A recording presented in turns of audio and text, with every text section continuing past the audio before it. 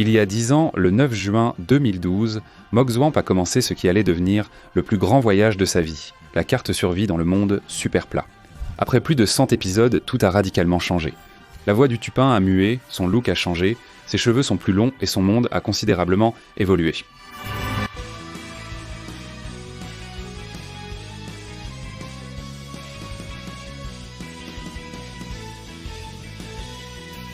C'est ni plus ni moins qu'une décennie de Minecraft tout simplement folle.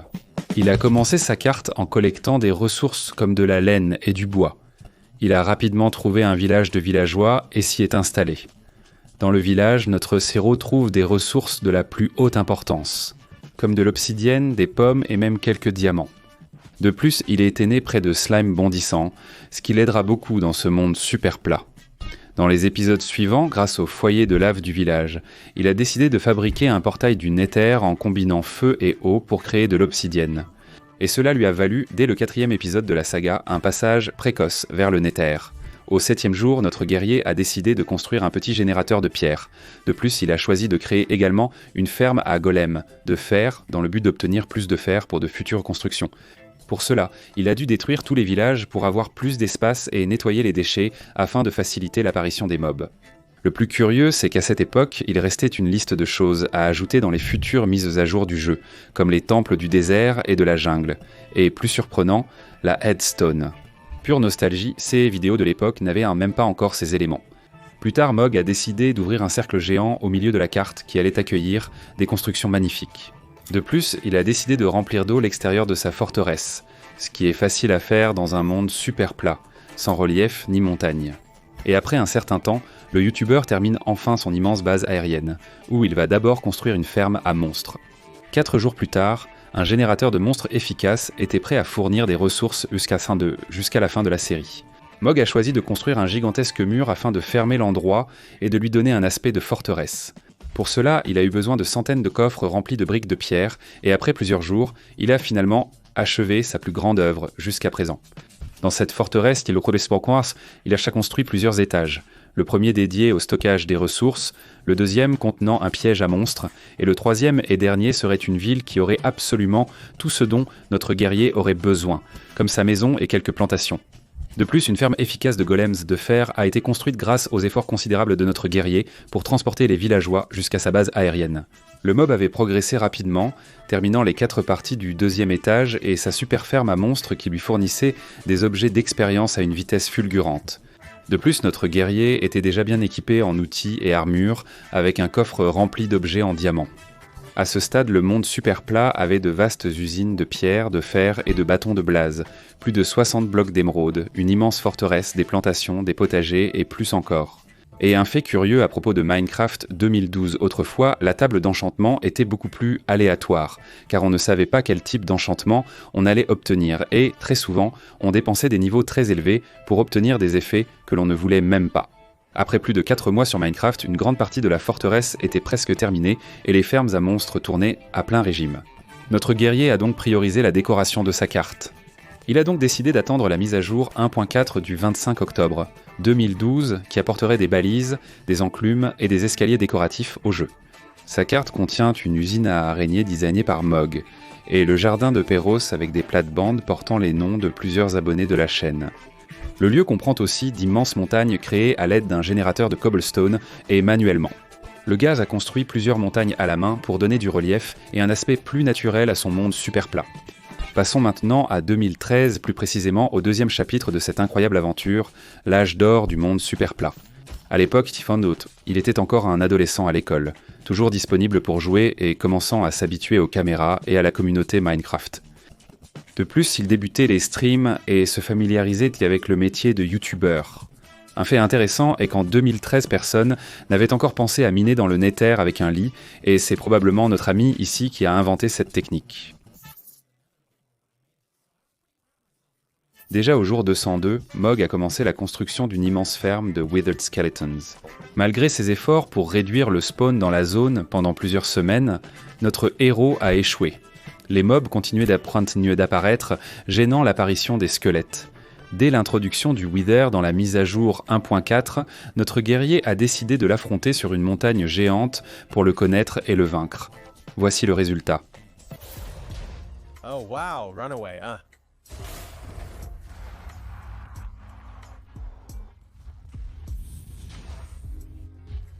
Lorsqu'un boss vient d'être ajouté dans Minecraft, il est très difficile de le vaincre, car on ne connaît pas encore les astuces ni les techniques pour y parvenir, et bien sûr c'est aussi ce qui s'est passé à cette époque, ce qui a rendu la tâche très compliquée pour Mog afin de vaincre le Wither Boss. Mais après quelques tentatives, il a réussi et a obtenu les étoiles du Nether et, par conséquent, les beacons. Au premier semestre 2013, de nombreuses réalisations ont vu le jour, telles qu'une ferme d'Enderpearls, une ferme de pierre et de bois, des plantations de pommes de terre et de carottes, la décoration de la forteresse et même un ascenseur à piston, représentant à l'époque une technologie innovante. De plus, un autre fait intéressant est qu'à cette période, la mise à jour 1.6 allait arriver, et avec elle, des objets comme l'entonnoir, les tapis et le quartz allaient également faire leur apparition. En avançant jusqu'au jour 429, ce sont des jours réels, donc cela fait déjà plus d'un an à jouer uniquement à Minecraft, Mog a commencé la construction d'une gigantesque usine de fonderie. Elle convertira tous les blocs de pierre en pierre lisse qui serviront à réaliser une immense statue d'Arangolin, où seront placés les villageois qui l'aideront à obtenir, grâce aux échanges, des pioches en diamant, qui seront enchantées avec fortune afin de pouvoir récolter plus de quartz et, par conséquent, fabriquer des comparateurs d'Editon pour enfin construire l'énorme organiseur d'objets de la Mob Trap. Notre héros vit dans un monde de travail extrêmement plat, où les ressources lui sont quasi impossibles à obtenir manuellement. Les échanges avec les villageois sont donc précieux, et ont motivé la création de cette méga structure. Quelque temps plus tard, il a commencé la construction de sa super bibliothèque, pour laquelle il devait visiter plusieurs villages afin de collecter tous les livres qui s'y trouvaient. Parmi plusieurs œuvres gigantesques, on peut maintenant voir un peu de la statue d'Arangolin qu'il avait commencé. Et comme je l'ai déjà dit précédemment, c'est là que seront abrités les rodéos pour de futurs échanges. Dans l'épisode 50, les constructions suivantes étaient déjà terminées. Les 4 bâtiments principaux autour de sa super tour, une montagne gigantesque, une immense bibliothèque, une salle de stockage, une ferme à blazes et une cour d'échange qui se trouve à l'intérieur du monument géant. De façon incroyable, il a fait tout cela en seulement 50 épisodes. Ainsi, nous pouvons passer directement à 2014 ou plutôt à la 3e partie de cette fabuleuse aventure. À cette période, Mog avait fini le lycée et cherchait une université. Néanmoins, il a pris la chaîne encore plus au sérieux. C'est aussi pendant cette période qu'il a atteint le cap impressionnant de 1000 abonnés.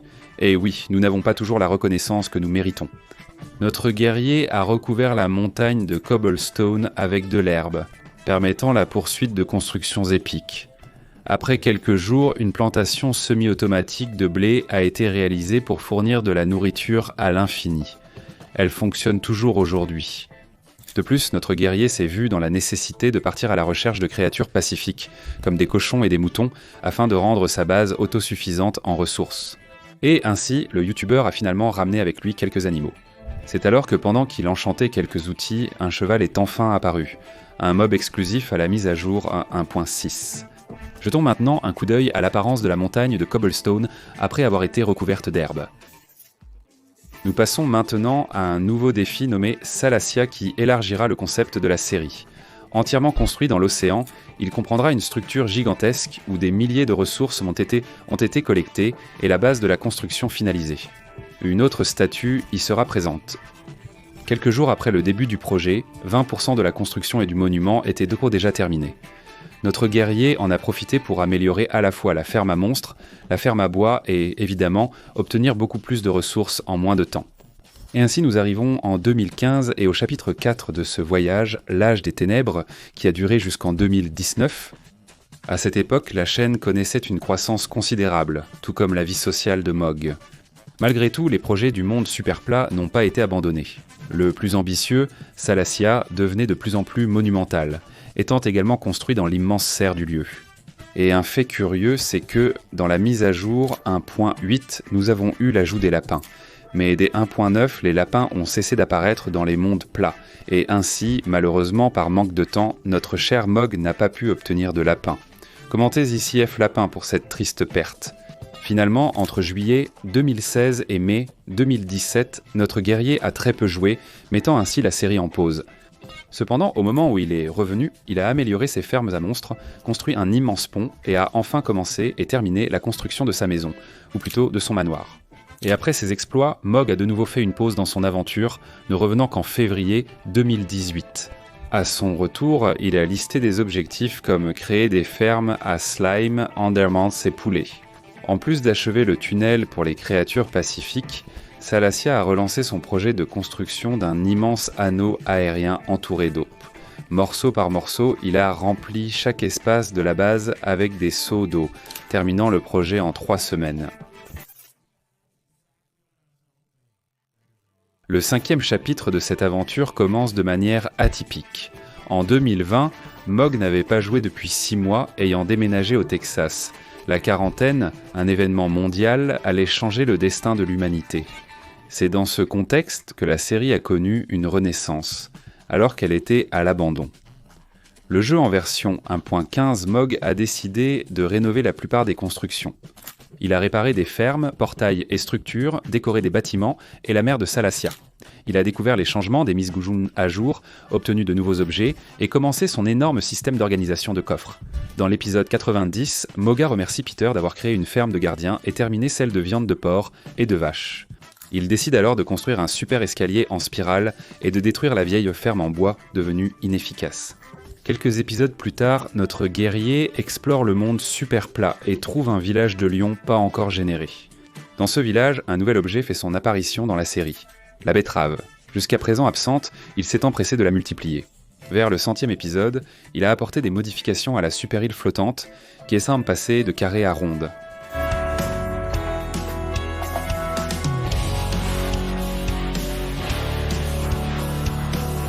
De plus, il va amener cette immense structure jusqu'au sol, ce qui sera extrêmement laborieux. Mais maintenant, vous vous souvenez que j'avais dit que le monde de Mog n'avait pas encore de canne à sucre ? Oui, c'était dû à un bug de génération. Cependant, au jour 2914 de l'aventure, il a enfin obtenu l'objet et a fabriqué ses premières cartes pour mieux observer ses constructions. De plus, il en a profité pour construire une mini-ferme de cette ressource afin de ne jamais manquer de papier. Le guerrier avait de grands projets pour refondre son monde, à commencer par la base aérienne. L'intention était de créer d'immenses biomes en dehors de la base dans le but de recréer un monde à partir de zéro. Mais avant cela, il y a eu la mise à jour 1.16 de Minecraft, plus connue sous le nom de Nether Update. Le youtubeur a choisi de réinitialiser tous ses chunks du Nether, car il n'aimait pas du tout la formation des anciens. Une autre curiosité est que Mog a mis 8 ans pour visiter l'End depuis le début de son monde. La carte super plate a un bug qui empêche la génération de strongholds. Pour y remédier, notre guerrier a créé une nouvelle sauvegarde avec la même seed et copié-collé les fichiers de la carte existante. Ce n'est qu'en 2020 qu'il a pu accéder à Land et profiter des ressources comme les boîtes de Shulker et les Elytras.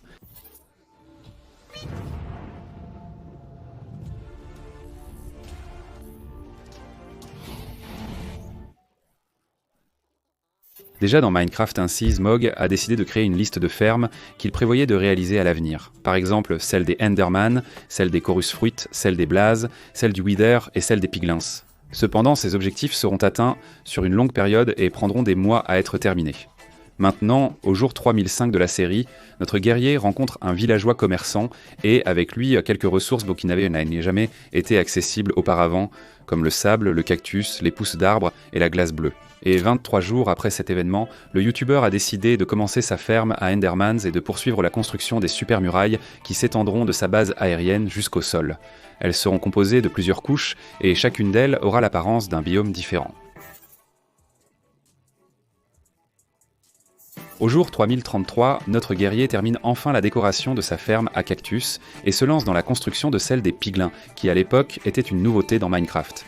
Et comme prévu, après quelques jours, le projet était déjà terminé, fournissant de l'obsidienne normale et pleureuse, des flèches spéciales, du quartz et tout ce que ces mobs offrent.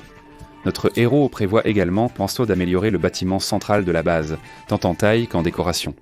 De plus, il a lancé le projet d'une immense baie autour de l'île de Salatia, comme une sorte de continent, et dans ces endroits, il compte construire les plus hautes montagnes de sa carte. Pour cela, il a laissé les structures prémontées afin de les terminer petit à petit avec le temps. De plus, Mog a créé un méga cercle sous sa ferme à araignées afin d'y faire un jardin et une cathédrale. Autour de l'île, il a construit un port pour étendre son village de pêche, une structure simulant un village. De plus, il a achevé sa méga muraille de verre, encerclant Salacia pour en faire une sorte d'Atlantide.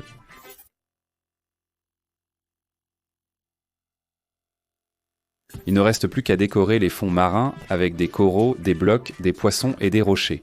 Nous passons donc directement au chapitre 6 de cette aventure qui a débuté en 2020 et se poursuit aujourd'hui. L'épisode 100, en plus d'être un récapitulatif de la saga, a été l'occasion pour Mogg de terminer l'intérieur de la cathédrale, la super plage autour de Salacia, et de commencer un immense Nether Hub. Il a nettoyé un beau terrain dans le biome du delta de basalte et, malgré les cubes de magma, il a bien progressé dans le projet.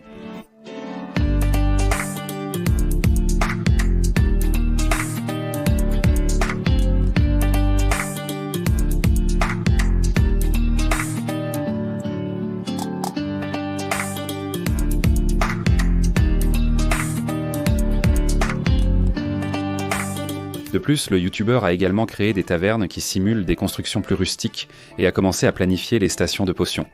Mais pour cela, il lui fallait plusieurs ingrédients chimiques.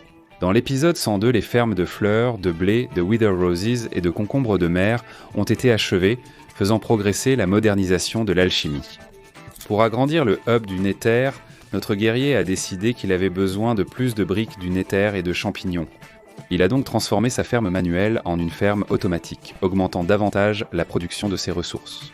L'épisode spécial d'Halloween était fascinant.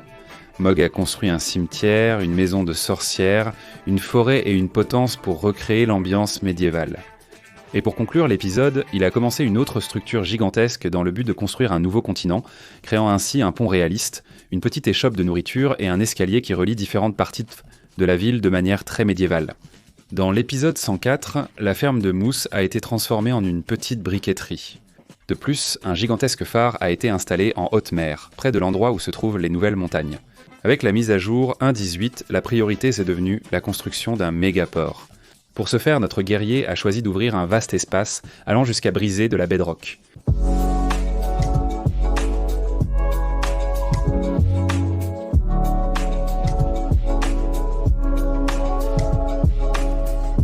Avec le projet bien avancé, Mogg a décidé de retourner dans le Nether pour finir son hub. Et à cette époque, enfin, notre héros a atteint la barre des 10 000 abonnés en réalisant une vidéo spéciale.